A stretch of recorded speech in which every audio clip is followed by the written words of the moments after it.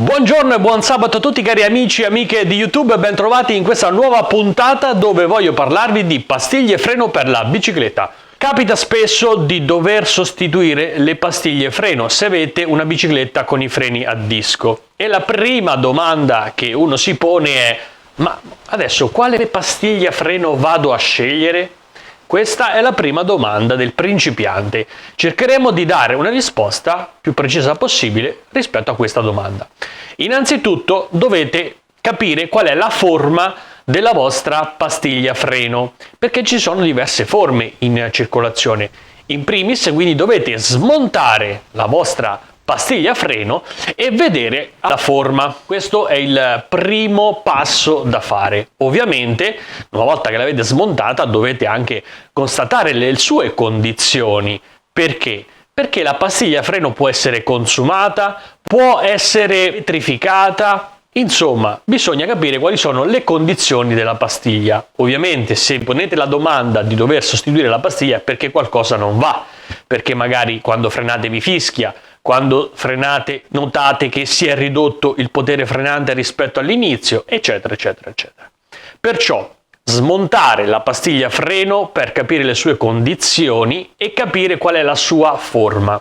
Una volta fatto questo step, passiamo allo step numero 2.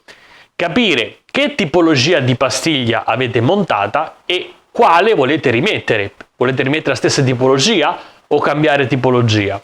Per tipologia si intende il tipo di materiale che viene utilizzato nella pastiglia freno. Nella pastiglia freno infatti possono essere presenti diverse tipologie di materiale. Principalmente abbiamo due classi, quella fatta di materiale organico, quella fatta di materiale sinterizzato. Quella di materiale organico è la tipologia caratterizzata dalla presenza appunto di materiale organico che viene unito, messo insieme attraverso delle opportune resine. È presente anche una leggera parte di polveri di metallo, poi ci sono polveri minerali. Insomma, l'effetto è quello di avere un potere frenante, andare a fare attrito, avere comunque una certa lubrificazione, avere una certa durezza, insomma tutte caratteristiche che permettono la frenata. Nelle pastiglie di tipo organico, quali sono le caratteristiche principali? Sono più morbide rispetto a tutte le altre tipologie. Questo significa che quando va a contatto con il disco viene sollecitato meno, nel senso che si consuma meno, però ovviamente la pastiglia si consumerà di più, quindi tendono a usurarsi prima ma essere meno aggressive sul disco. L'altra caratteristica importante è che il loro funzionamento è migliore a freddo, pertanto nelle frenate a freddo o fino a quando la temperatura rimane abbastanza bassa sono più performanti. Mentre quando andiamo sulle alte temperature, quando si riscaldano troppo, iniziano a perdere il loro potere frenante. E questo è molto importante saperlo, perché se una persona va in bicicletta deve sapere che tipo di pastiglie monta per capire se in quel caso stare attenti perché magari è fredda, perché è troppo caldo, eccetera, eccetera. Quindi bisogna capire che tipo di pastiglie sono montate sulla bicicletta.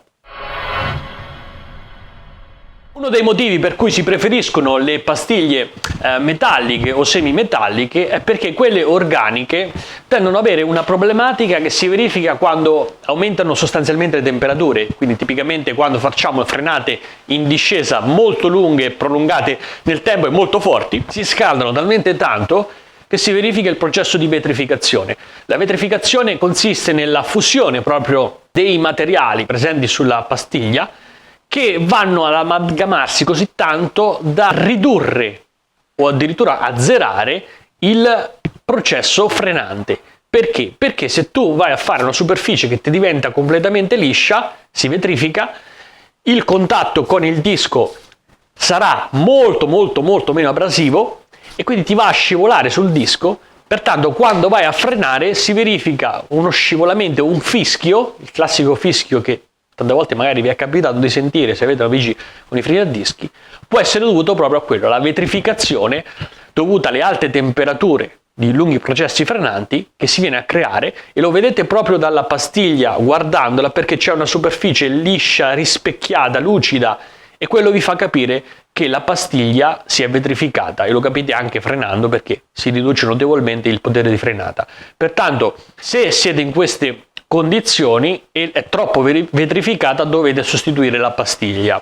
Nel caso in cui la vetrificazione sia più ridotta, ci sono alternative, alcuni metodi che si possono utilizzare per andare a eliminare questo strato superficiale, se appunto la verificazione è superficiale, che si è verificato sopra la pastiglia. E uno di questi metodi è prendere ad esempio una carta vetrata, appoggiarla sul tavolo e andare a strofinare la pastiglia sulla carta vetrata. Dopodiché un'altra cosa molto importante è utilizzare un apposito spray detergente. Perché?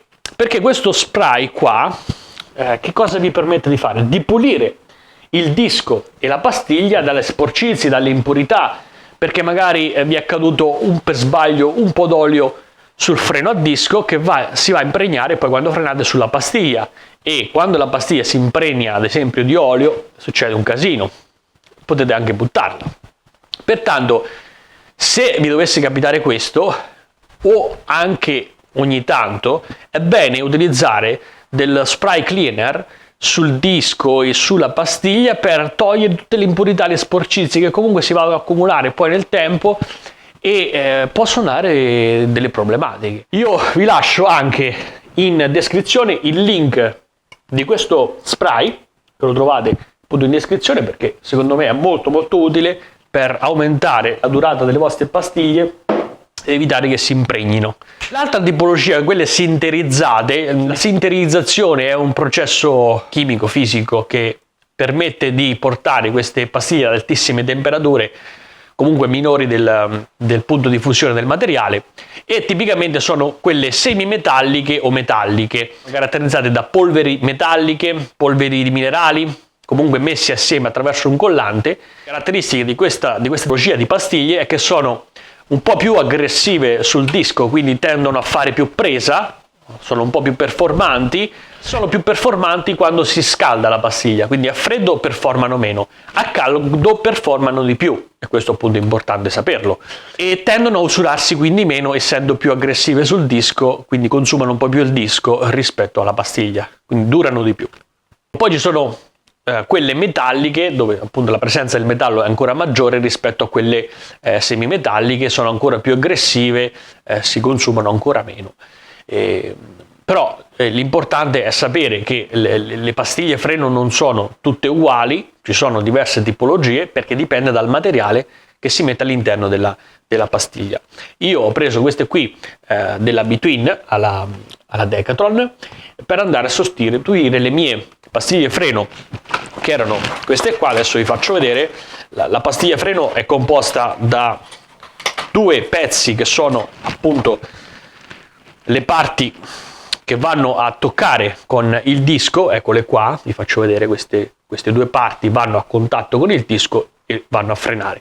E poi c'è un'altra parte che è questo qua, serve per metterle insieme, quindi è una specie di gancetto appoggia pastiglie, serve per metterle insieme all'interno poi della pinza freno, ok? All'interno della pinza freno queste verranno messe insieme da questa specie di pinzetta, e questa pinzetta può essere fatta appunto di diversi materiali, ma questo alla fine non è importante. Ok, questo è quello che c'è da sapere principalmente sulle pastiglie freno. È importante anche capire qual è il potere frenante della vostra bici e in corso d'opera andare anche a stringere a seconda se si consuma la pastiglia. Se si consuma ad esempio di 2-3 mm, andare a fare un restringimento proprio sul freno in modo da avvicinarle leggermente. Quindi la manutenzione è molto importante nella bicicletta perché ti permette di andare a ottimizzare le prestazioni, ma soprattutto la sicurezza. E è fondamentale oggi come oggi, dove un ciclista ogni 2 giorni muore sulla strada, sia per colpa degli automobilisti, è vero, ma anche per la negligenza, ma anche perché non si conoscono spesso le regole della strada, ma anche perché non si adottano degli opportuni sistemi di sicurezza, come possono essere ad esempio delle semplici luci messe sul casco. Questo è il casco, io l'ho comprato ma non c'aveva questa luce, ce l'ho messa io, ok? è importante avere la luce sia sul casco che sulla bicicletta, perché più ti fai notare dall'automobilista e più ovviamente l'automobilista presterà attenzione. Ovviamente io consiglio sempre di montare un radar, e ho fatto anche un video, anzi ne ho fatti 4-5 di video che vi lascio anche in descrizione.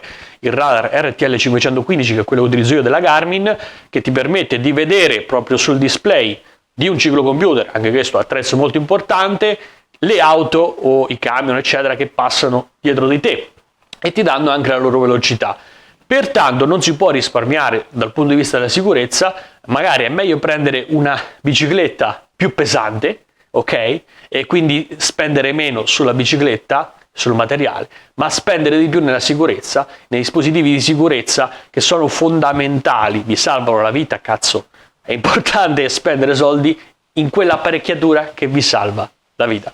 Io spero che questo video vi sia stato utile. Certo, non sarà un video che magari è completissimo nelle informazioni da dare, perché ci vorrebbe molto più tempo, ma quello che vi serve io ve l'ho dato e spero che vi sia utile nel poter cambiare da soli, come ho fatto io, le pastiglie freno. Queste le ho pagate 7,99 €, pertanto con 8 € praticamente ti cambi le pastiglie, poi ce ne vorranno anche da dietro, devo ricomprarle, queste era solo per vedere se funzionavano, quindi con 16 € cambi pastiglie avanti e dietro e sei a posto. Se invece la porti dall'officina specializzata, e lui ti ci metterà ovviamente la manodopera, perché si fa pagare anche caro all'officina delle biciclette, almeno non so, adesso dipende dal tempo che ci vuole.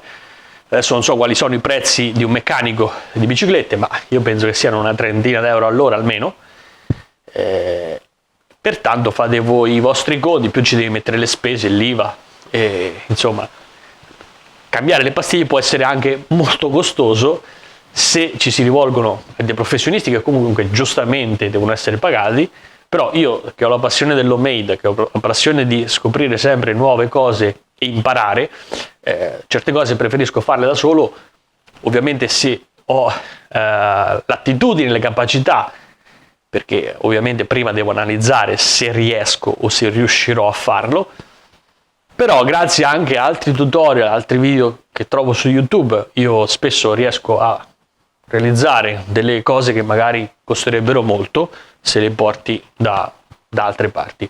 Ecco, io spero che questo video vi sia stato utile. Grazie ragazzi e ragazze, vi ringrazio. Io spero che vi iscriviate al canale, attivate la campanellina se vi interessa e ci vediamo al prossimo video.